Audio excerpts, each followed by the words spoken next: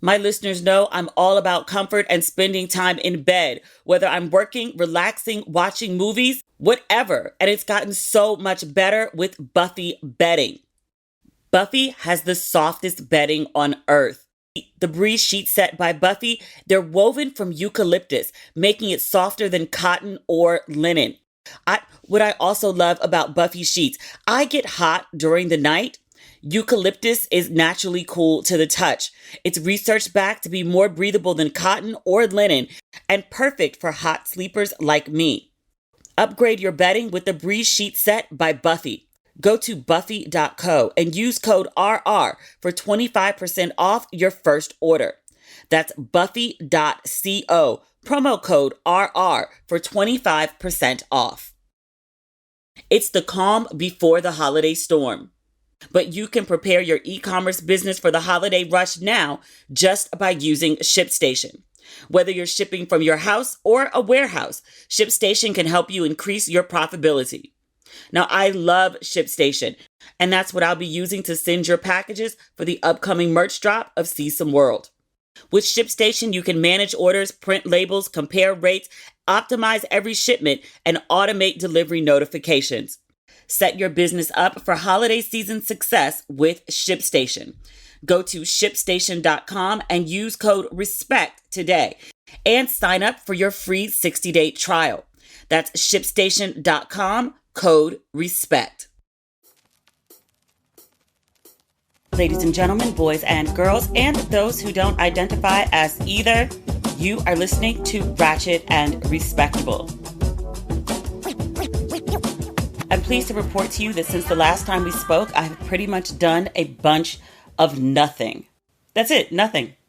I went and picked up my new glasses. Somehow they were available the same day. They had the lenses on site, so I want to say my appointment was at like 3 something, and they called me at 7 to say my glasses were ready, but they were closing, and so I should come pick them up tomorrow. And I was like, why don't y'all just call me in the morning? But fine. I went to the chiropractor. I told you I've been going to the chiropractor every other day, at least when I was in Maryland. My back got really, not completely messed up, but it was like really stiff when I would get up. And when I would sneeze, I would have to buckle my knees to lessen the pain in my lower back. And I was like, this can't be good. So I went to the chiropractor and she was like, yeah, like a disc slipped. And I was like, well, can you fix it? And she was like, I'm a chiropractor. Yes. She has such a dry sense of humor. I pretty much fixed. Like I sneezed yesterday, and for the first time in months, my back didn't hurt. Whenever I sneeze, especially if I'm laying down, I try to like almost curl into the fetal position. And I curled up yesterday and I felt nothing. And I was like, holy shit. And then I sneezed today and I was standing up and I was like, just take the hit. See if your back is really getting better. And I stayed upright and I sneezed and nothing hurt. And then when I went to the chiropractor, she uses the thing on my back. It's some kind of massager that like gets into your soul. It sounds like a grass mower. When she first started using it on me, it was so painful. It hurt so bad. And now it just feels like, it sounds like the grass mower, but it doesn't feel like I'm like being chopped up. I'm still going to keep going though. They put the little nodes, whatever they are, and like send waves of electricity through my back. And then they put the heat on top of it. It feels like a beautiful hug. Like I love it. I love going to the chiropractor. And then she comes and like cracks my back on both sides and in the middle. It's wonderful. I love it. It's my little indulgence. I know that sounds crazy. Like people are like, you like going to the chiropractor? Yes. And my back feels wonderful.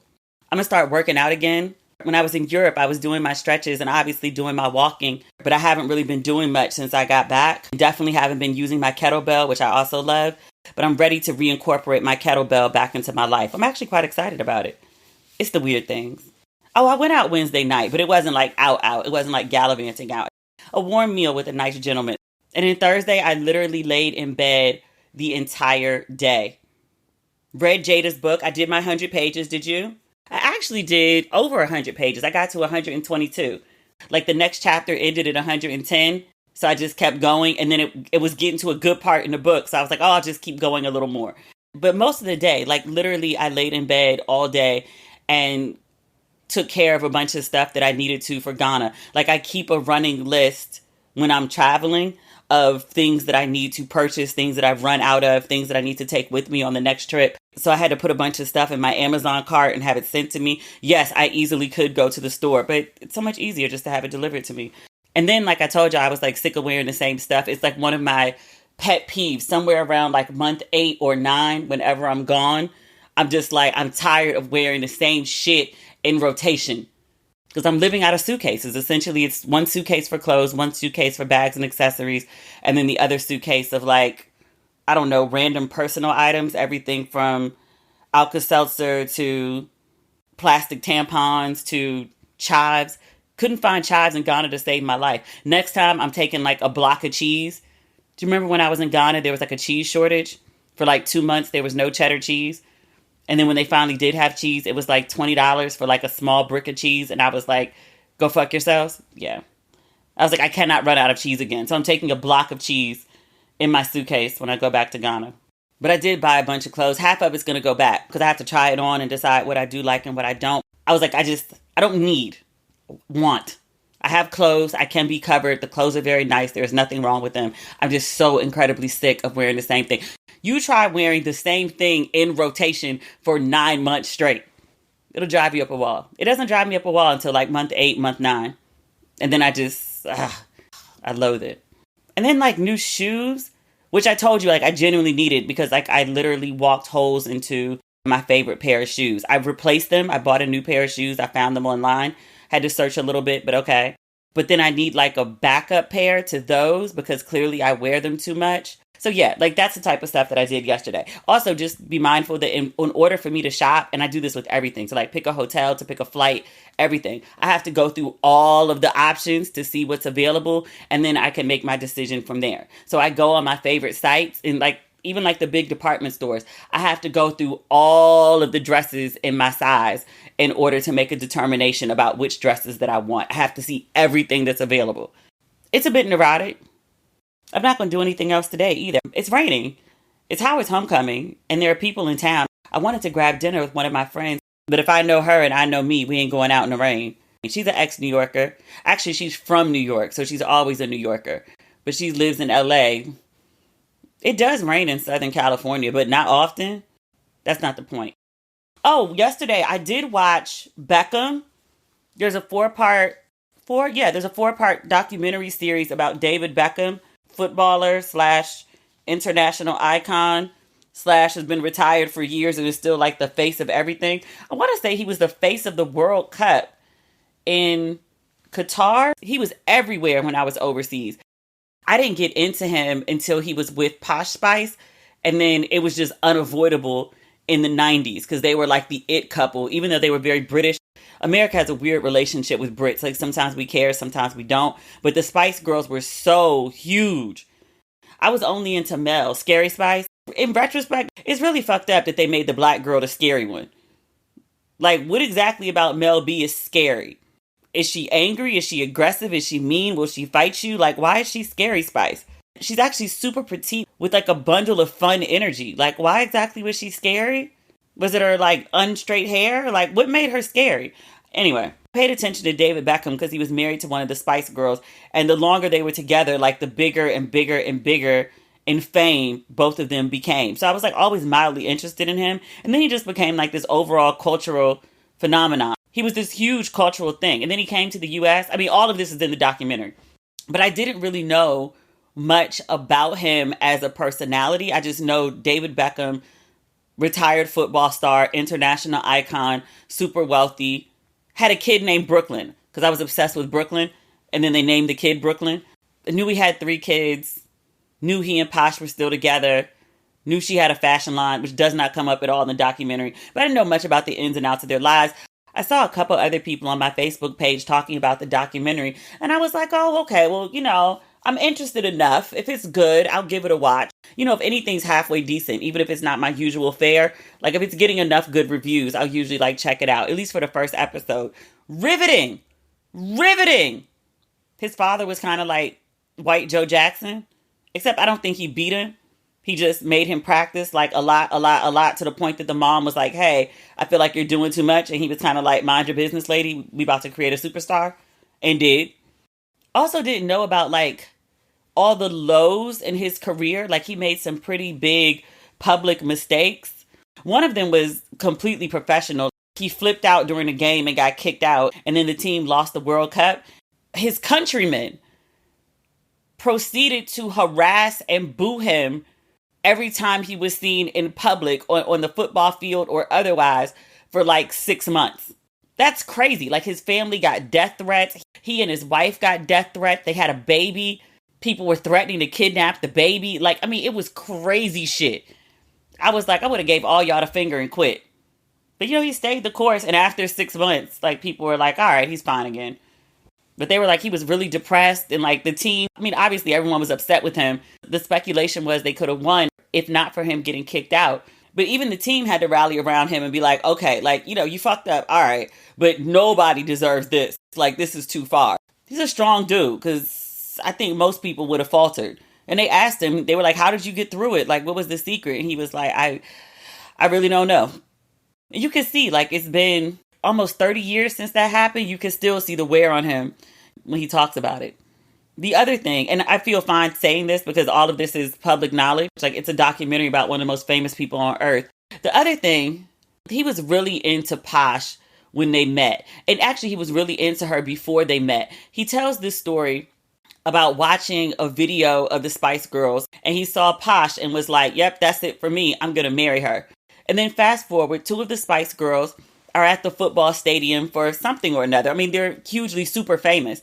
And somebody told him, they were like, oh, the Spice Girls are here. And he was like, all of them? And they were like, no, it's 2 of them. It's like Posh and Sporty Spice or whatever. And he was like, oh. And he was like, that was it. I was going to shoot my shot.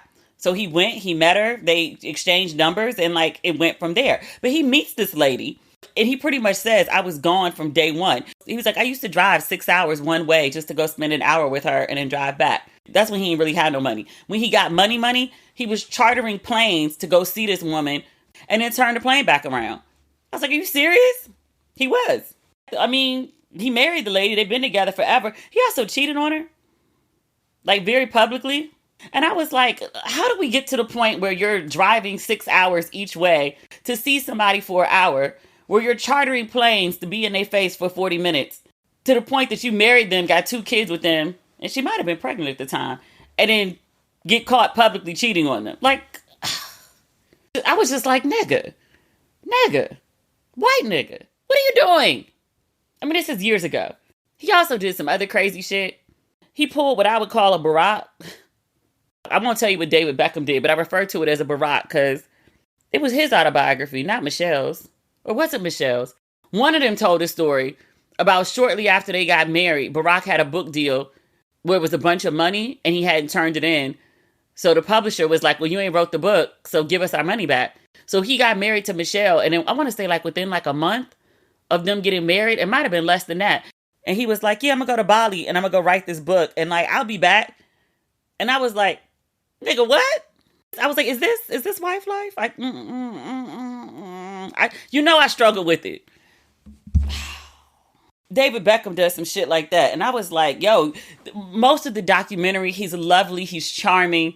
He genuinely seems like a nice man, a good father, with the exception of some gigantic, huge, what the fuck, nigga, mistakes. Like, he actually seems like a good husband. Not even mistakes, because they were like willful choices. I think a mistake is like, you know, a fender bender, dropping the popcorn. But David Beckham, it's like he's a good dude, but when he decides not to be, he's monumentally bad.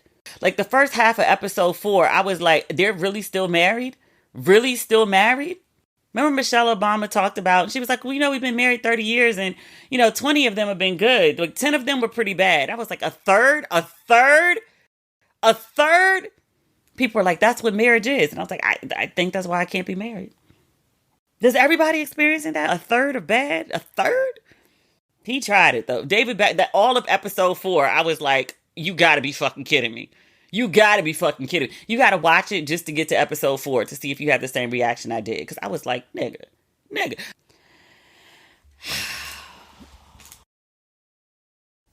My listeners know I'm all about comfort and spending time in bed, whether I'm working, relaxing, watching movies, whatever. And it's gotten so much better with Buffy bedding. Buffy has the softest bedding on earth. The Breeze sheet set by Buffy, they're woven from eucalyptus, making it softer than cotton or linen. What I also love about Buffy sheets, I get hot during the night. Eucalyptus is naturally cool to the touch. It's research backed to be more breathable than cotton or linen and perfect for hot sleepers like me. And I'm not the only one who loves Buffy. Buffy products are consistently on best of lists. Architectural Digest and Glamour named the Buffy Breeze Sheet the best bed sheet of 2023. See for yourself why Buffy has over 50,000 five-star reviews. And if you don't love your Buffy sheets, there's a 50-night return policy on all orders with free shipping on returns and no return fees. Upgrade your bedding with the Breeze Sheet Set by Buffy. Go to buffy.co and use code RR for 25% off your first order. That's buffy.co, promo code RR for 25% off. Well, folks, spooky season is here. So I made myself a little classic horror movie playlist on Netflix. Halloween, Nightmare on Elm Street, Hereditary. If you try this yourself, you might notice you won't find them on Netflix. So how did I do it? Easy. I just used my favorite app of all time, ExpressVPN. ExpressVPN lets me change my online location and trick Netflix into showing me movies and TV shows that aren't normally available here in the US. You can get thousands of extra shows. Like last week, I watched the original Scream movie on Netflix. It was so easy. I just opened up ExpressVPN on my TV, switched my location to Canada with one click, then hit refresh on Netflix, and it was there. If I didn't have ExpressVPN, I'd have to subscribe to another service or rent it on Apple or Amazon. But since I got ExpressVPN, I've saved over $50 a month just by using my Netflix subscription to watch whatever I want. And it's not just scary movies. ExpressVPN's got nearly 100 different countries to choose from. So I've done a lot of exploring on Netflix, and these are my recent finds. Number 1, all the Lord of the Rings on Australian Netflix. 2, the original Top Gun on German Netflix.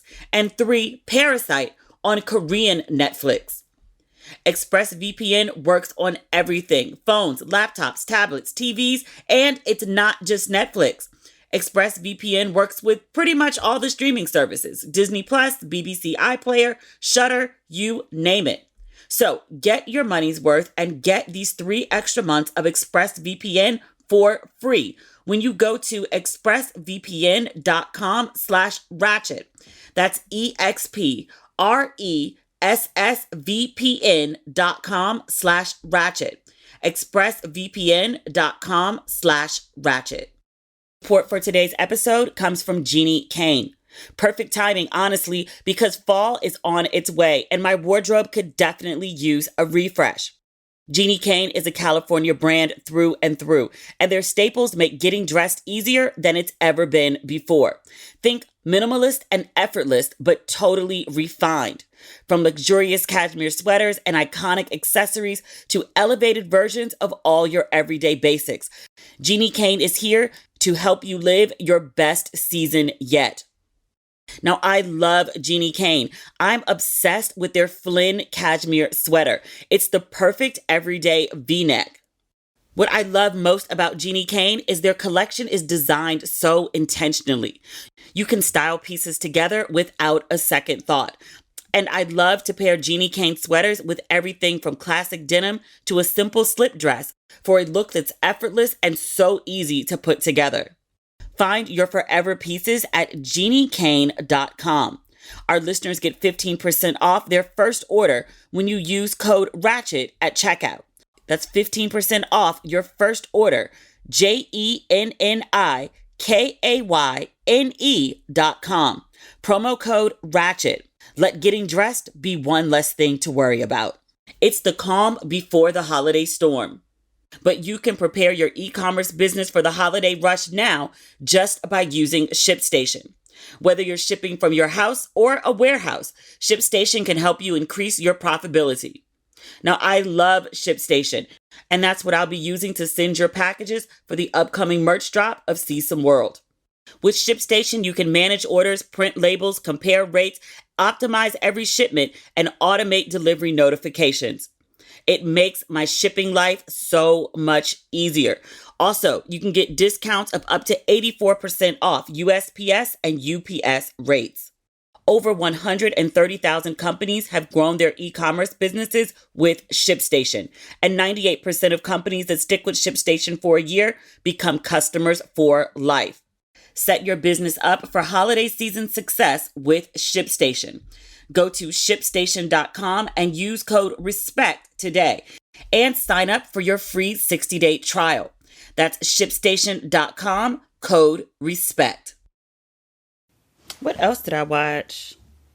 I didn't watch this over the weekend. What's the film? It's a new film with Jamie Foxx and Jeannie Smollett. Jussie's sister.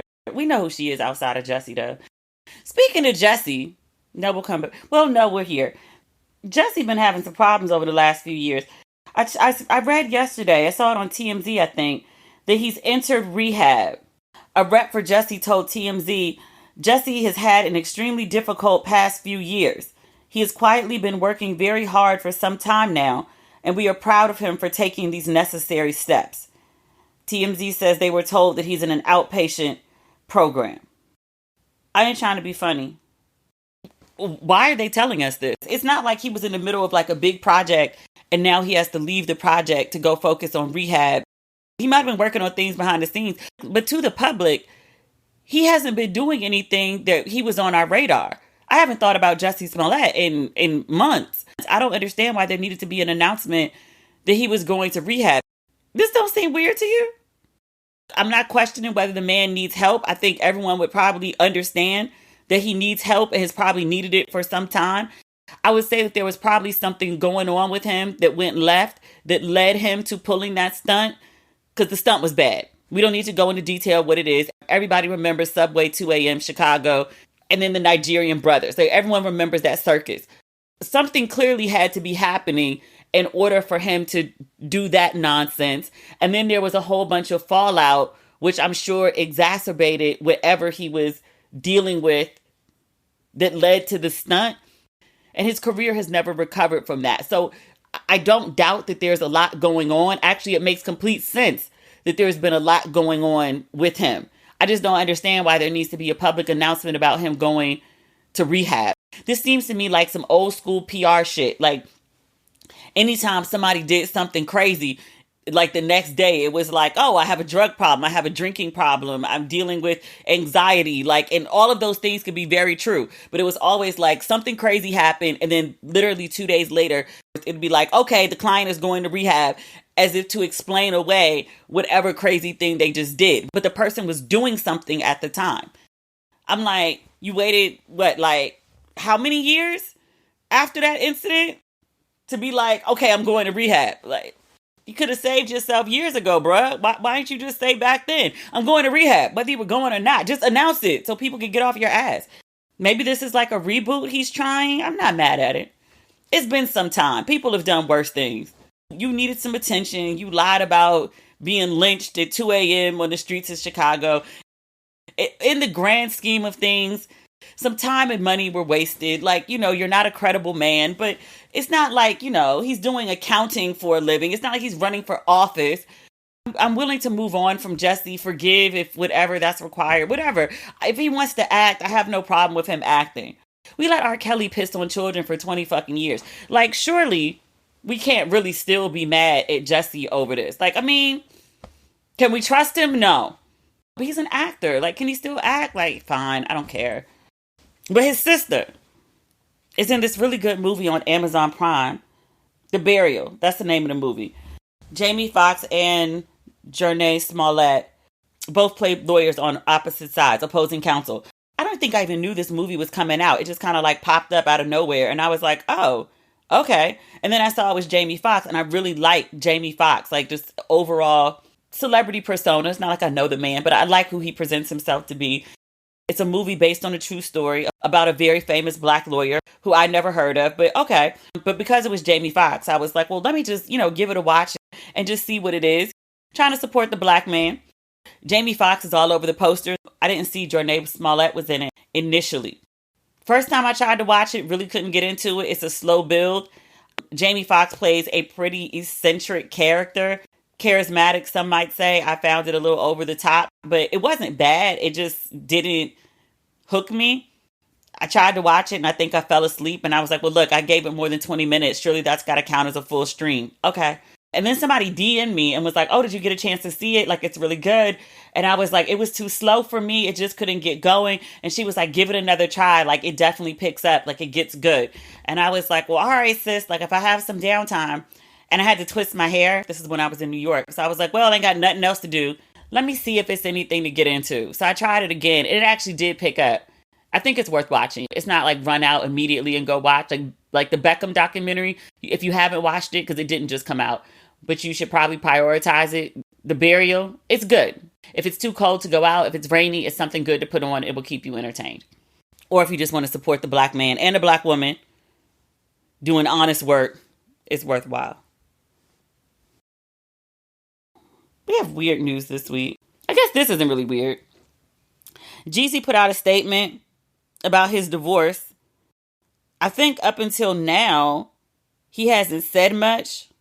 The story about Jeezy and Jeannie getting a divorce, it was a journalist doing what journalists do, which was checking the public records to see if there was anything of note that had come up at the courthouse, and they found the court filing that Jeezy had filed for divorce from Jeannie. That's how the story blew up. It wasn't Jeannie or Jeezy announcing it. I think Jeezy had posted something very cryptically, maybe the day before the filing, a couple days before the filing, something like, everybody can't go with you to the next level or something like that. But because we didn't know that he was about to file for divorce, nobody really thought much about it. It sounded like the typical celebrity griping about the perils of fame. And then we realized, oh shit, that's an ill subliminal about him filing for divorce. I guess Jeannie's not going with him to whatever next level he's headed for, or wherever he's headed, whether it's next level or otherwise. I mean, he's the snowman. But Jeezy has made a public statement, which also, again, Jeannie's been doing the morning TV rounds. She was on Sherry recently. So I'm like, if Jeannie's talking, it's fair game for Jeezy to talk. But he said, quote, the decision to end this chapter in my life was not made impulsively and comes with a heavy heart. Despite this, my love and respect for Jeannie remains, and the time we spent together holds a cherished place in my heart. Sounds like the woman died. He continues, our beautiful daughter is the best gift from our relationship, and I'm committed to assuring she feels the love and stability she deserves. During this period, I kindly request that you respect our family's privacy as we focus on healing. I mean, nobody's going to respect your privacy during this time, but it was a good statement overall. This is another one where I don't know why it was necessary. I don't know what he intended to accomplish with this. Like, he needed to say something, I guess. I'm not sure why. Because folks ain't going to give them no privacy. Anyone with half a brain would conclude that the decision was not made impulsively. Maybe he just needed to go on record. I don't follow Jeezy, so I don't see what people are saying in his comments. So he might feel that he had to put out this statement to his fans to, I don't know, stop them from doing whatever. I don't know. I say this every time somebody announces their divorce. Divorce is hard. Divorce is terrible. Divorce is difficult. I would not wish that shit on anyone. Hope they can co-parent well and do what's best for the kid. I think that's all I got. I guess the reason I'm surprised that he spoke out, because I feel like he's not taking the brunt of this one, even though he's the one that filed. I feel like people are pretty pro-Jeezy. I've seen a couple comments about how many broken homes and single mothers is he going to create. I think his child with Jeannie is his fourth. It may be his third baby mama. How many kids does Jeezy have? All I see from Life and Style, it says 4 children from different relationships.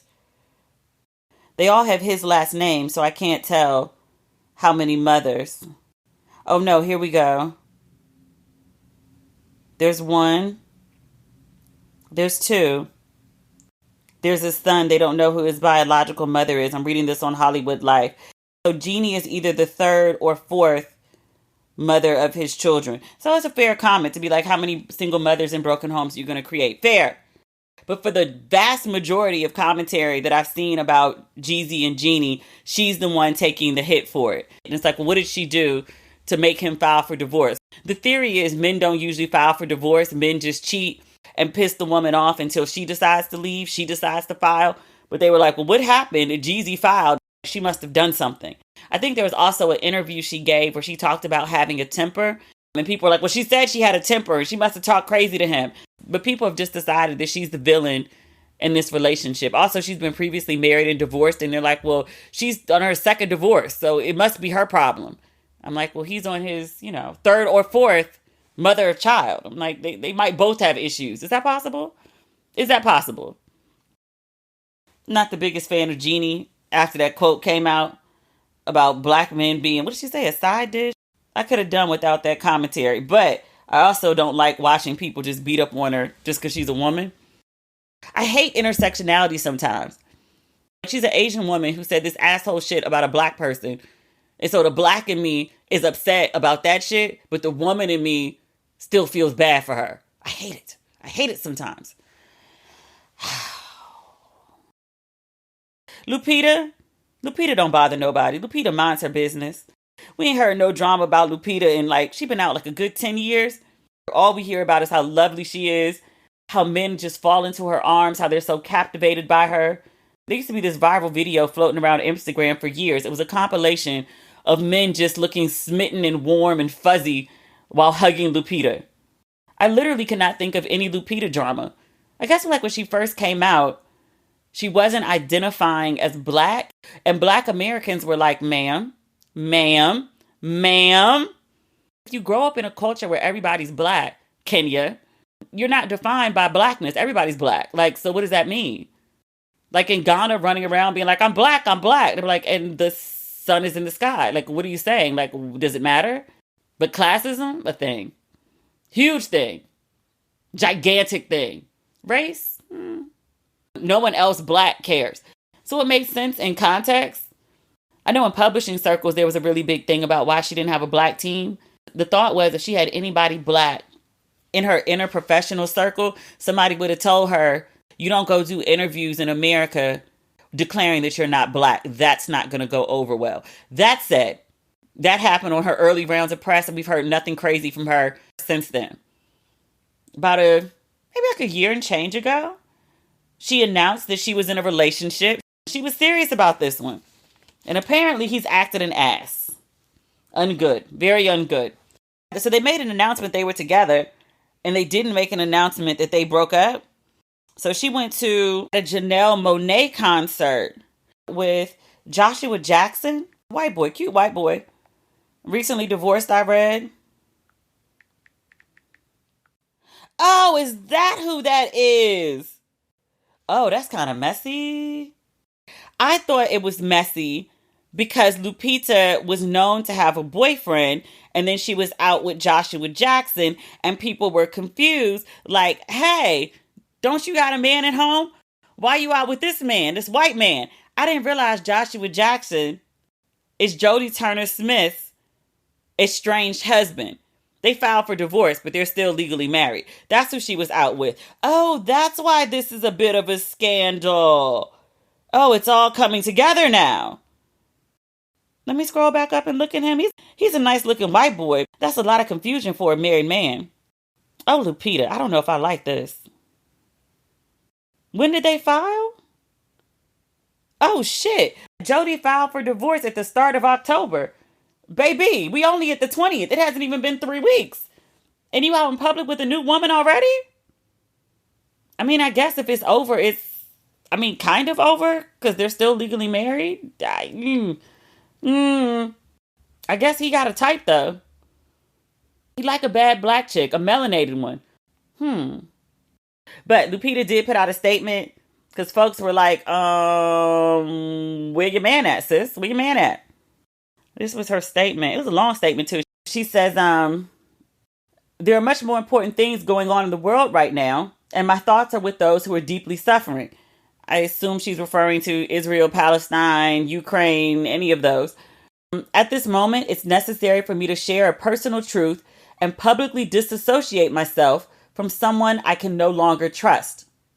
I find myself in a season of heartbreak because of a love suddenly and devastatingly extinguished by deception.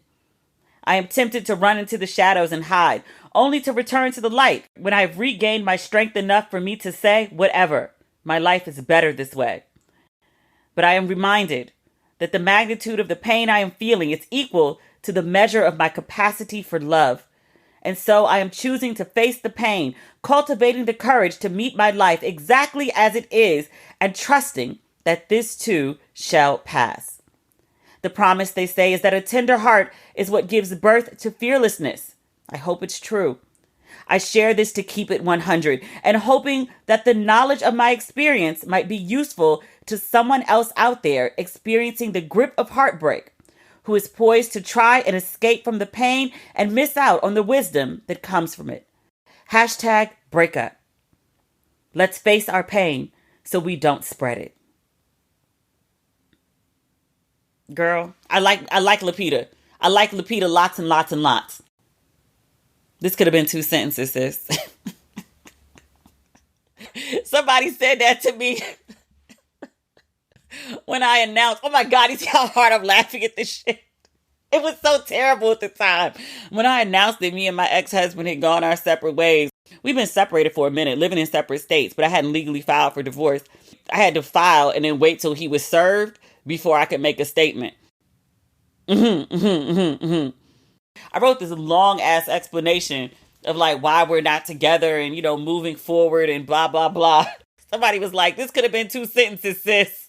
I was like, fuck you. I think I probably blocked them. My bad. Because now I'm reading this and I'm like, girl, you don't owe us an explanation for shit.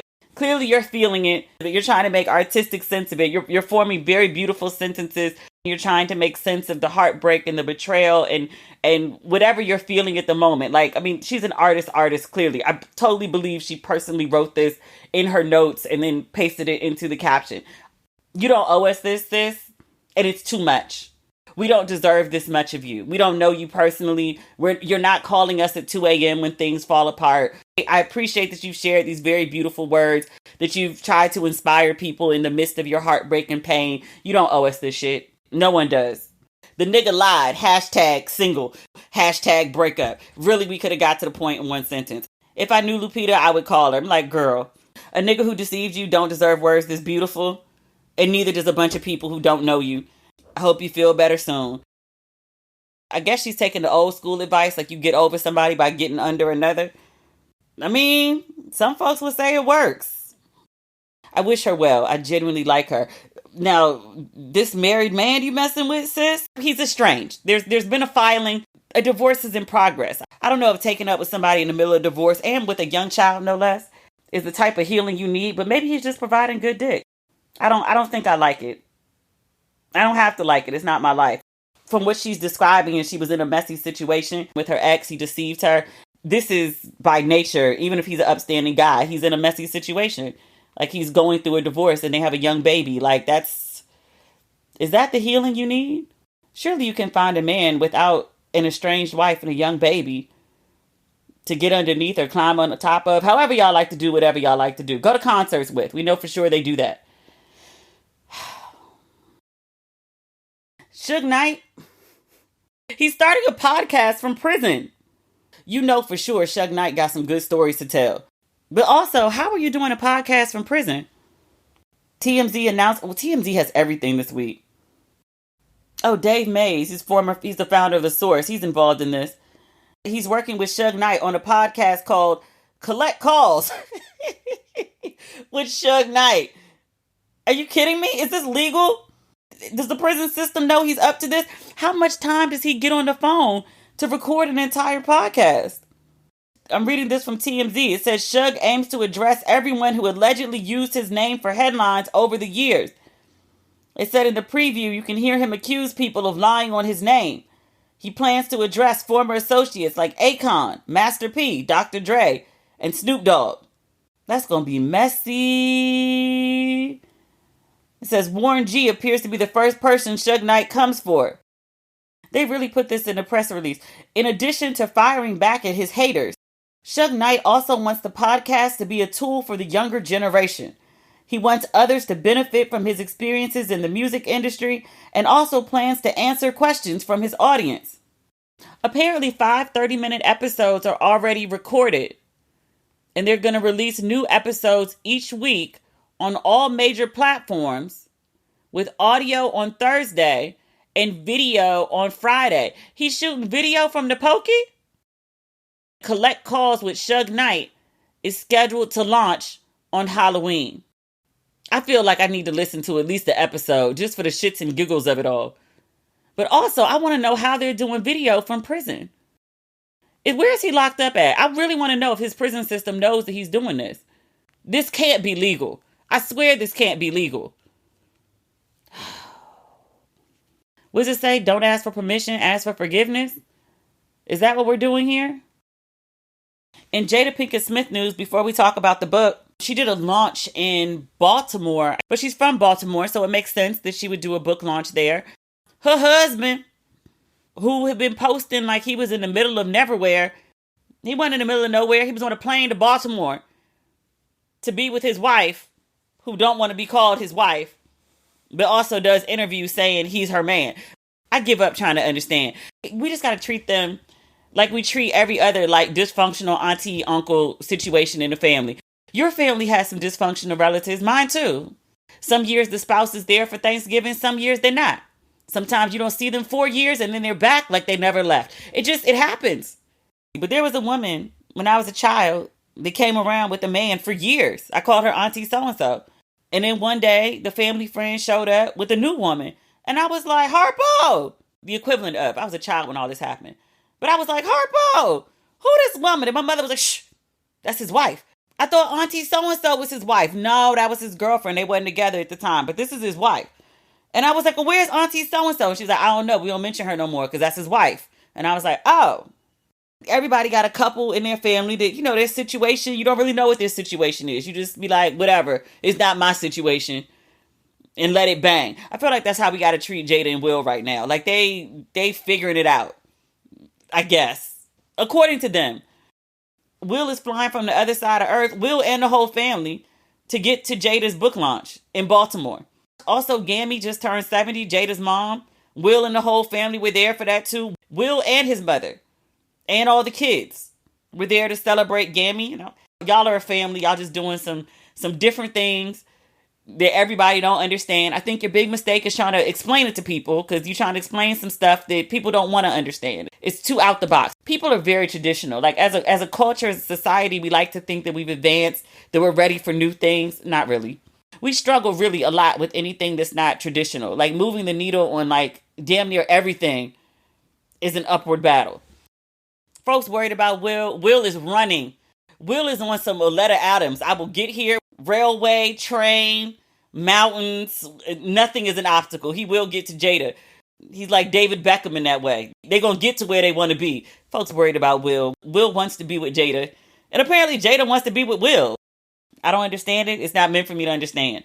That's not the point. The point is, I read the first 100 pages of Jada's book. I understand the press run. I understand that in order to sell books, in order to get people to tune in to your television program, to your radio program, to your podcast, to your blog post, to whatever it is,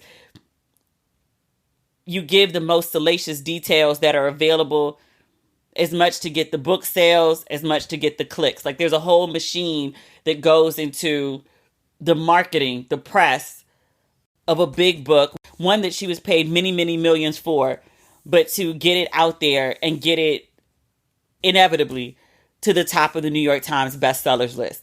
I take no issue with the machine. It is what it is. Jada and her book are not the first people or product to be a clog in the machine. That said, after reading the first 120 pages of the book, I feel like a great disservice has been done to Jada and to her book. I'm sure that we'll get to the parts that are very much about Will. 120 pages in, she's just graduated from high school and she's a freshman in college. She had a whole lot of life before Will Smith came along, and also even before Tupac came along. I didn't tune in very much to Red Table Talk. I tuned in when there was a really good interview. I knew the gist of Jada's mother having a heroin addiction at one point in time. She talks about it just enough, I think. She doesn't give overly graphic details about her mother's addiction. Oh, I'm about to do spoilers, just FYI. So if you don't want to know any more about Jada's book, I would suggest you cut the podcast off like immediately. I'll wait. You still here? Okay, I'm going to talk now. All right, so she tells this story about her mom showing up at her job, Jada's job. This is when she was in high school. She was working at Merry-Go-Round. Do you remember Merry-Go-Round? It was like this really popular store that sold cross colors, used jeans, Guess, the really upscale, quote and unquote, urban wear. It was pretty much a staple, definitely in DC, Maryland, Virginia. I don't know if it expanded beyond that. But that's where you went to get like your really cute urban label stuff. Like I got my first pair of used jeans from there.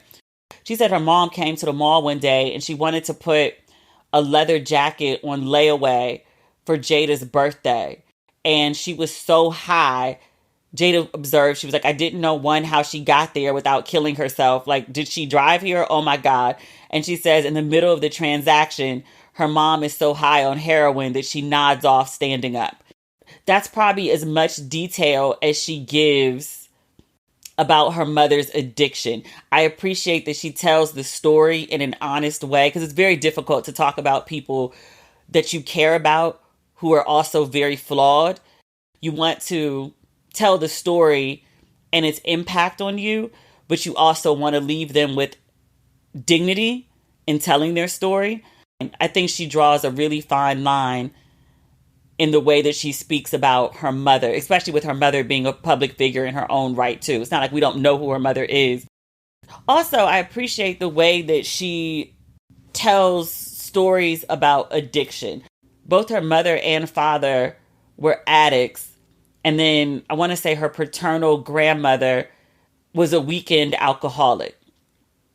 I think often when people talk about addiction, the image is, I don't know, Chris Rock from New Jack City or Halle Berry and Sam Jackson from Jungle Fever.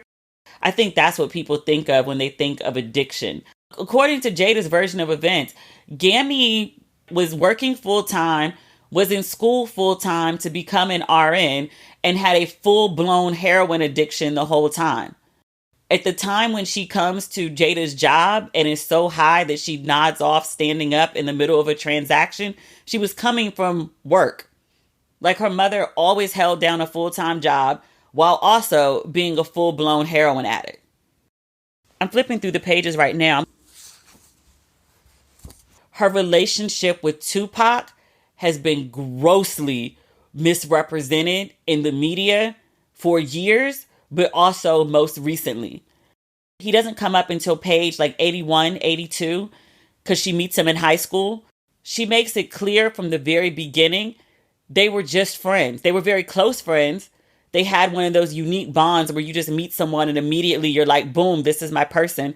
They spent a whole lot of time together. They did everything together. They talked about everything together, but they have no romantic relationship.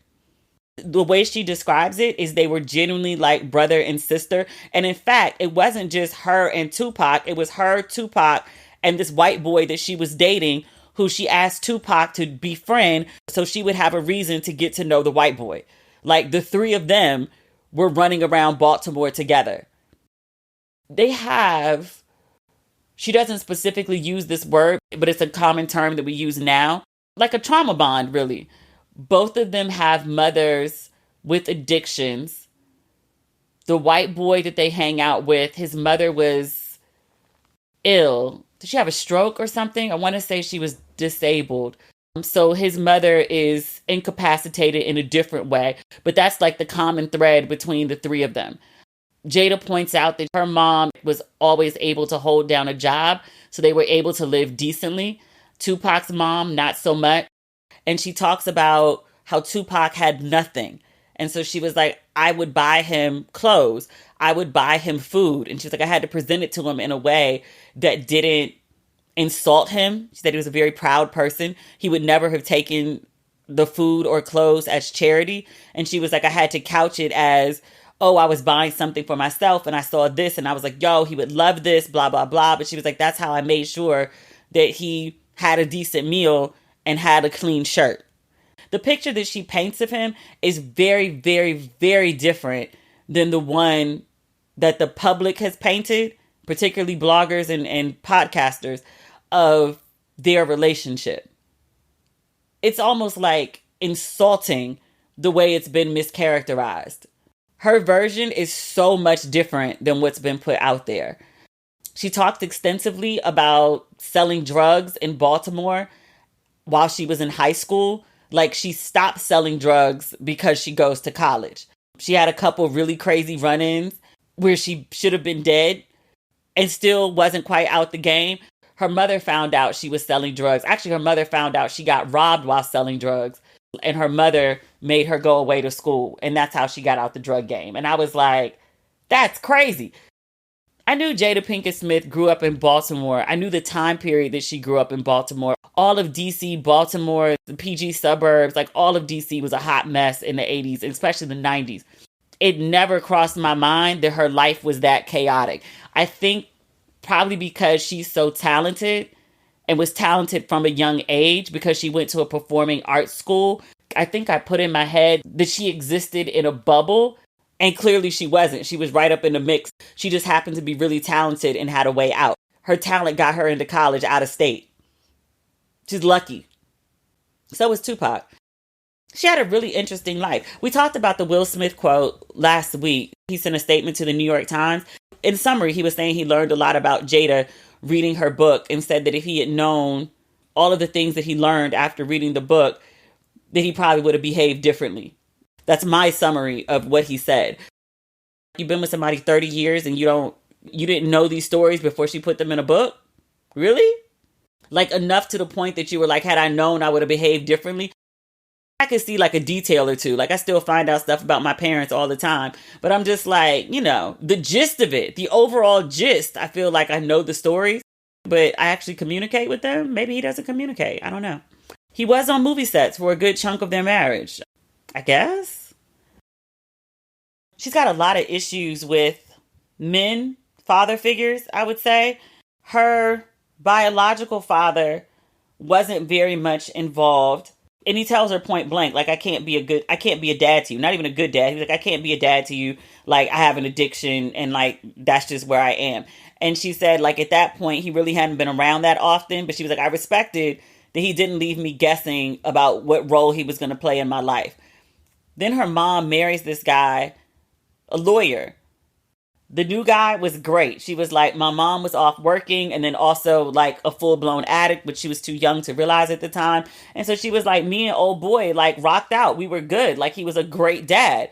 And then things fell apart between her mother and the guy. I'm going to guess addiction had something to do with it. Jada doesn't specifically say. They fall out. And she said the guy tells her when he parts with her mother, he was like, you're still my daughter. Everything's good. But then he goes and gets a new girlfriend and she's like, nah, like you're not going to keep engaging with your ex-wife's kid. That's not your kid. So he dropped Jada. And that was that. We'll see how that plays out into other things as the story goes on.